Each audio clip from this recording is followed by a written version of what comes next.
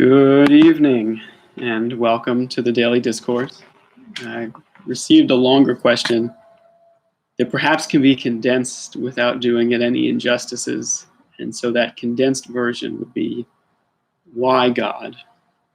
This is going to be a two-part discourse, maybe 3 parts. We'll see how it unfolds, but bear in mind, keeping this as unnecessarily complicated as possible, trying to keep some kind of streamlined thought process through this.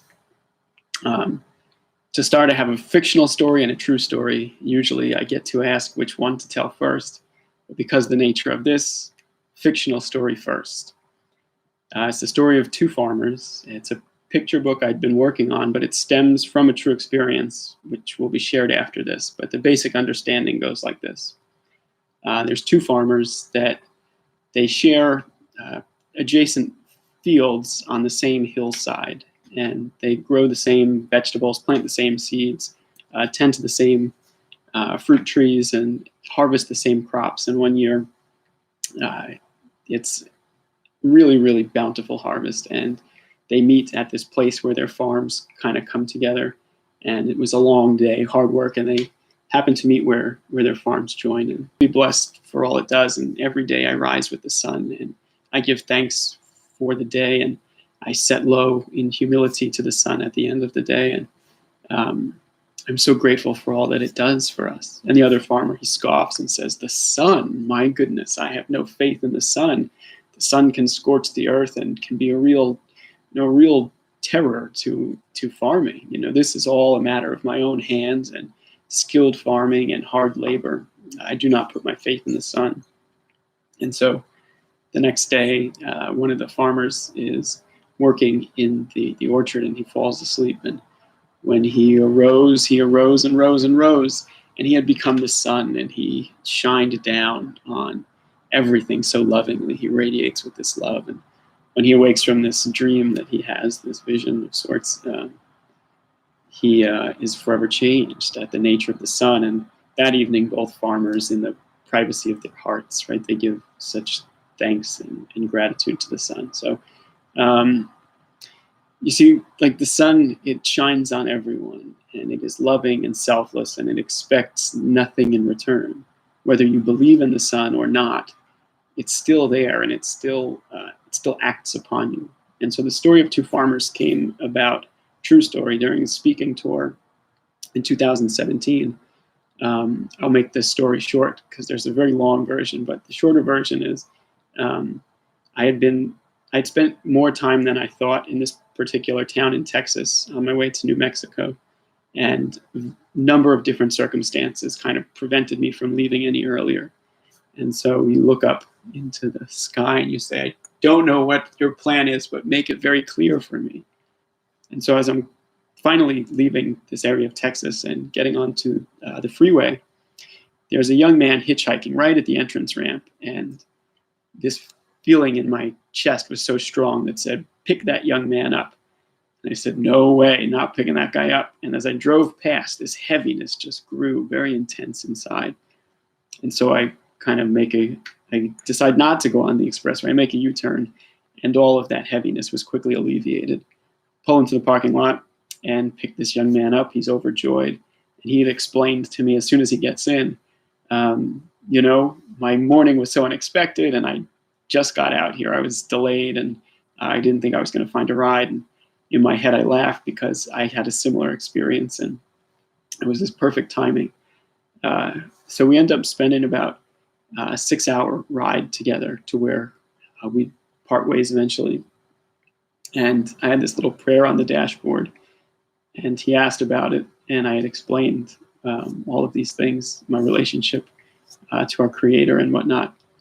And after I give this whole spiel, right, he says, "Oh, I have no faith in that. I believe in science, and that doesn't fit into my way of looking at the world." And it didn't change anything between us. We had a wonderful time together, and it was a real blessing. But as soon as it was the next day, we spent the rest of that day and evening together. And the next day, I dropped him off at a different point. But as soon as he left the car, that idea of the 2 farmers kind of became very clear in my head, and that I wished I could have explained to him, but not, is that he puts no faith into God. And yet it was, for me, what I believe, that faith inside of me, that is what gave this young man a ride from point A to point B. It was God looking out for him, even though he says he doesn't have faith in it. And that being that the sun does shine on everybody, whether we choose to believe it or not, which in a sense is like gravity, right? It's always present, and its forces are always acting on you, whether you choose to think about it or not, whether you choose to not to go too far in the other direction. But the sun shines on everyone, and whether you love it or not, whether you believe in it or not, um, it's there. So why does any of this matter? If it shines on everybody, who cares? And so it matters because when you realize the sun's love, when you experience that light as loving, the natural response is to transform yourself in humility and gratitude for that. This is the idea of grace acting within us. And God's love then is like the sun. It shines on everyone. And the understanding of that changes everything. It makes you want to change. And in wanting to transform ourselves, in part, the bigger picture is then that learning to act in accordance with the guidelines which God has set up for us. Already having like a structure to live by, parameters for day to day, it makes things simpler. Not necessarily easier, but simpler, because we inevitably then we have a place to put our desires against. So if we have a structuring already set, like a religious structuring, a moral structuring, the structuring of God, if we understand this, then anytime something comes up within us that is opposed to that, we can, put it against it and let it go. Again, this makes things simpler, but it's not easy to let go of our desires. It's not easy to see our desires as not necessarily in line with our spiritual development. But it's like anything. A professional athlete has to prioritize and inevitably give up certain things. And ideally, we have to put our spiritual development before all else. And so we can actively choose to participate in God's plan and will, or we can choose to live by the self-will, which sometimes can be in line with God's structuring, sometimes not. It's interesting to think about this, especially in light of the discourse on Jonah and the whale, because we have the free will to either cooperate, and using that word, I mean literally as cooperate, to work in partnership with. So to cooperate with God's plan, or we have the free will to do what we want. And again, God is with us either way. But metaphorically, when we follow our own will, knowing it's not what God is calling us to do, we sometimes end up getting ourselves into an unpleasant place, which would be that proverbial belly of the whale. And so with that understanding of God, of the Son, right, is the responsibility to then act in accordance with. When we are touched by grace, we are then responsible to act towards grace, act in a way that is going to bring us closer to that peace where grace comes from. And so through God's mercy, right, even though we might end up in an unpleasant place in this belly of the whale, God sets us back on track. But again, this usually requires humility on our part. It's as if God is constantly calling us towards his justice and his love, and it's just a matter of time until we realize it. And then the more we become aware of it, and the more that we refine ourselves in this regard, the more it becomes easier to hear that voice. And ironically, it becomes sometimes more difficult to obey that calling. The more we can hear it, the more it can be challenging. And so if we look at this as opposed to like the structure's already set in place with the child, right? The child asks, "Mom, can I have candy for dinner?" Mom says, "No." And that no is final, right? But then we arbitrarily become adults. And who is to stop us from having candy for dinner? So you can choose to eat candy for dinner, but similar to Jonah, you might end up in an unhappy, unpleasant place. Fulfilling this immediate desire, pleasure, or satisfaction, it goes against the structure that the mom set up for the child. So long term, you have to consider all sorts of unpleasant results: cavities, weight gain, emotional spikes from sugar intake, possible long-term disease, all from following that candy for dinner mentality.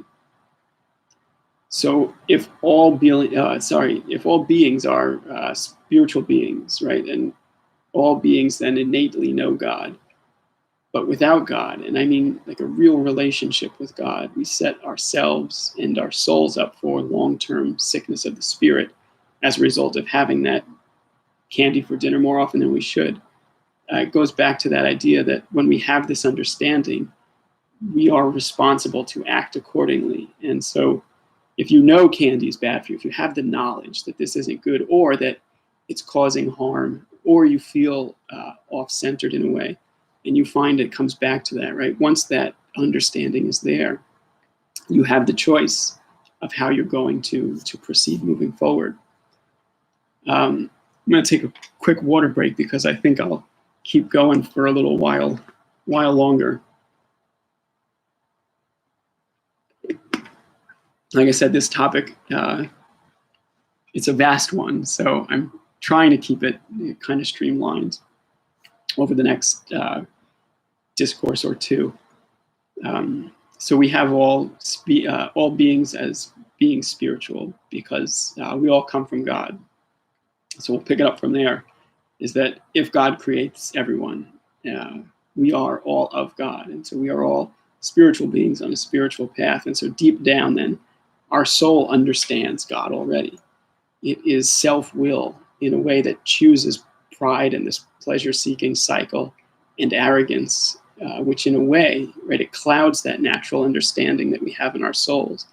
And the foggier that piece of us becomes, the more we feel disconnect from that true source, and the unhappier that we become, often seeking some sort of immediate substitute for that unhappiness or lost feeling. And you see, the only reason not to try and form a relationship with God is that we choose not to. It could be out of pride or anger or fear or arrogance. And so it takes a certain amount of humility to put down our guard, to put down our anger, to put down our pride, and try to talk to God. It's very difficult to admit that we've been lost. It's like that the common visualization of the husband that won't ask for directions, right? It's very hard to do, and the self and its pride will fight and play all sorts of mental gymnastics to defend itself. But to momentarily let go of everything and to let go of an image of ourselves and our ideals and ideas, and just sit quietly and talk to God, you make yourself vulnerable, and you can literally just talk to him, tell him you're lost or hurt or angry. But this takes an immense amount of humility to know that we're dependent on him. It kind of goes in line with this idea of happiness. And you see, life is not about making yourself happy. We have this general idea in life that we need to do what makes us happy. And I'm not talking about the path of life in so much as the fleeting immediate forms of happiness that many people constantly seek. It's almost this obsessive way that culture makes us believe that happiness is this thing we can buy. It's built into the instant gratification format of our contemporary society. And life is not about that. Life is about, again, cooperating with God's will, what his will is for us on individual levels. And this implies self-denial and discipline to whatever degree that we can. And he knows what is right for us. And when we do this, we experience a deeper and more lasting happiness. It's different than the immediate satisfactions of desires. And so religion is not supposed to provide this fleeting happiness. It may make you happy, which is a wonderful thing, but it's important to consider that part of it is to reinforce these guidelines and structures for us to live by, that we can discover a more lasting happiness. It's not necessarily to repress us, but to guide us. And by grace, we learn the joy of this structuring. I'll clarify more about happiness probably in the follow-up to this, because I'm assuming it leaves a few questions. So we will get back to happiness in more detail, because it does kind of parallel this very strongly. But for now, we have to let go of the idea of instant gratification, or at least become aware of how it functions in our lives. And we can try to minimize its promptings, but we have to do so. I guess it's necessary to put your trust in God and to seek that true, lasting love, because the process of selflessness is literally to transcend oneself. And this is where that pure love exists.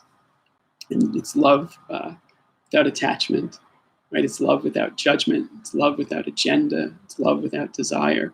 Just plain, simple, pure love. And that purity is because it's not tarnished by the stains of the self-will. And so in this selflessness is genuine happiness.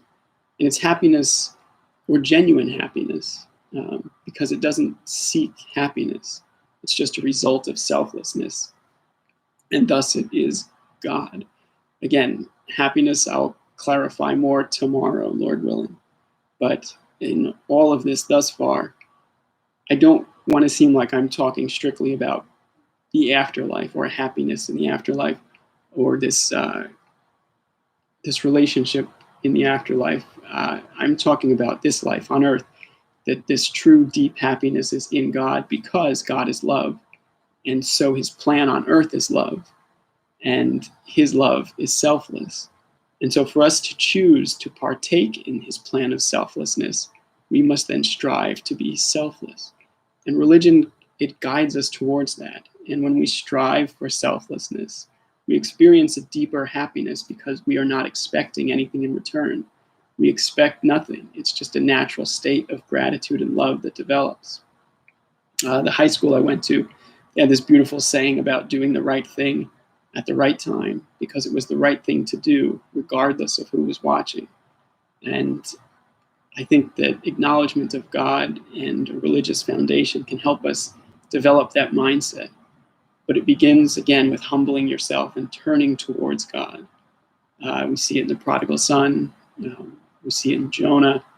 We see it in the very hungry caterpillar.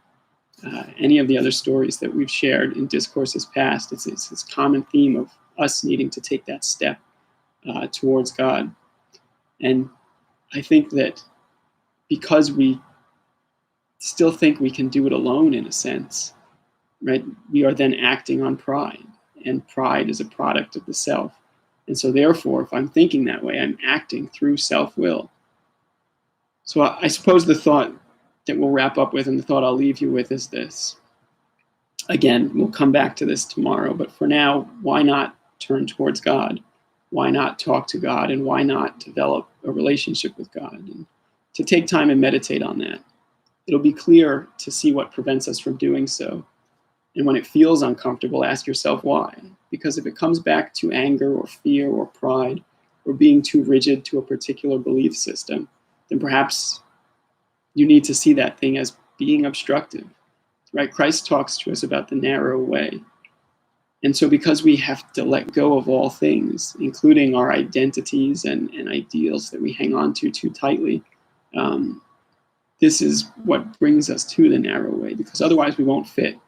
We have to let go of everything. And if this includes maybe this rigid way of thinking that we can get stuck in, and God is there waiting for you, you just have to start by saying hello, as ridiculous as that might sound, or as you might feel.